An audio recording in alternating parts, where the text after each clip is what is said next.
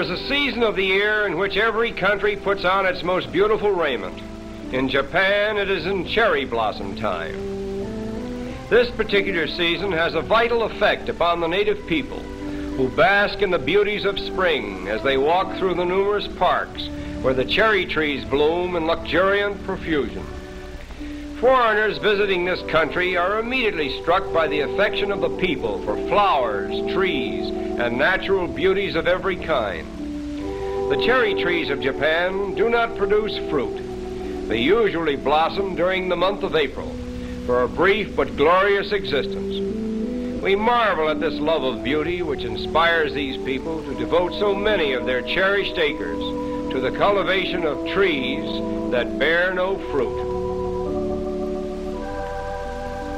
The magnificence of the cherry trees' flower-laden boughs and the picturesque flutter of their falling petals inspired an ancient poet to liken them to the soul of Japan, a beautiful illustration of the character of the Japanese people. They worship nature, and it is by such scenes as these that their greatest art is inspired.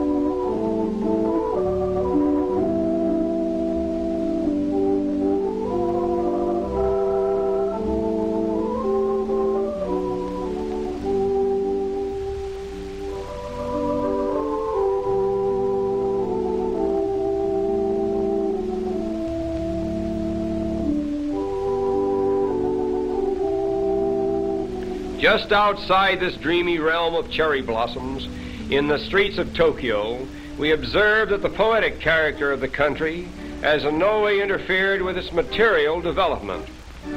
Tokyo is the capital and largest city in Japan, with a population of over 2 million people.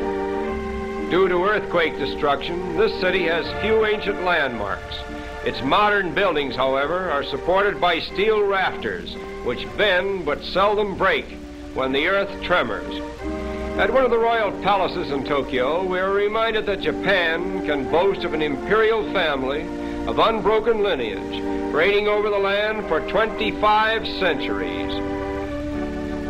Somehow, these modern buildings do not seem to be as fascinating as the sights in suburban Japan, where the cherry trees bloom and the air is perfumed with the fragrance of spring.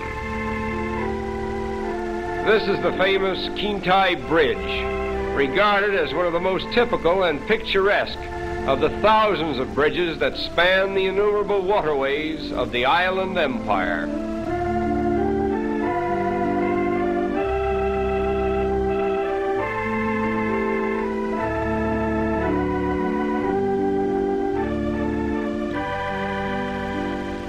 Through the whole town of Nikko, there is only one main thoroughfare, and here it is. And here is a reception committee that has turned out to welcome us.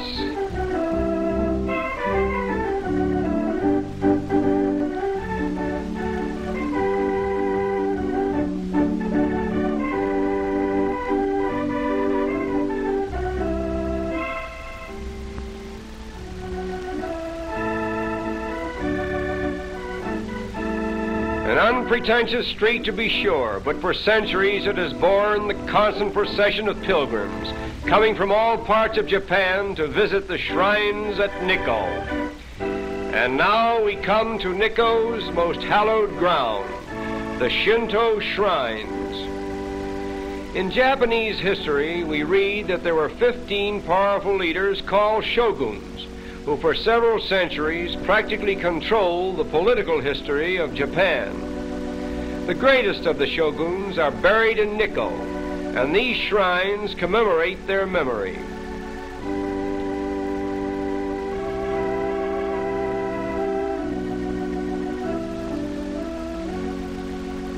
Here is a Shinto priest in a typical costume. Shintoism, a combination of ancestor and nature worship, in which the emperor is regarded as the supreme being on earth.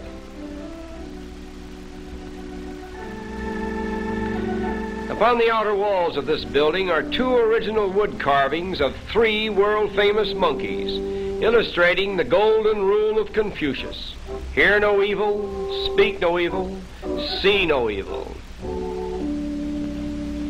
With this wise thought in mind, we journey to Kamakura, where we visit the great bronze Buddha. This monument stands 50 feet high, with a circumference of 98 feet.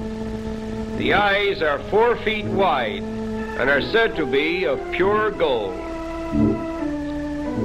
The hands in the lap, palms upward and thumbs touching, are the Buddhistic attitude of firm faith.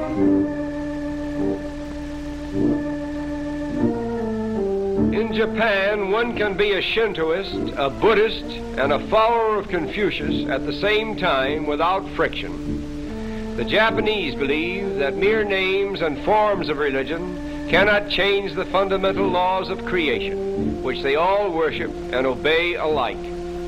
The colossal calm of this impressive figure lingers in our memory as we drive on to the picturesque harbor of modern Yokohama, where our boat is waiting to take us back to the Western world. This beautiful harbor is the gateway to and from the Orient, for here all trans-Pacific steamships meet and depart.